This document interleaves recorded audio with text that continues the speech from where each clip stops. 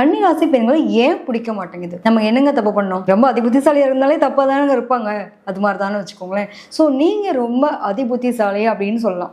காலபுருஷனுக்கு அது 6ஆம் பாவம். ஸோ இங்கே வந்து பார்த்தீங்க அப்படின்னா புதன் தான் ஆட்சி அதிபதியாக இருக்காரு. இங்கே வந்து சுக்கிரன் நீச்சம் அடையக்கூடிய இடம். ஸோ இந்த இடத்துல பிறக்கக்கூடிய பிள்ளைகள் எப்படி இருப்பாங்க? அதுவும் பார்த்தீங்க அப்படின்னா அந்த பெண் பிள்ளைகள் ரொம்ப அடிச்சுக்கவே முடியாதுங்க. அந்த அளவுக்கு அவ்வளோ டேலண்டபிள். ஒரு விஷயத்தை எடுத்தாங்கன்னா ரிசர்ச் பண்ணி அதில் என்ன இருக்குது ஏது இருக்குன்னு ஆராய்ச்சி பண்ணி டாப் டு பாட்டம் எல்லாத்தையும் கொடுத்துருவாங்க.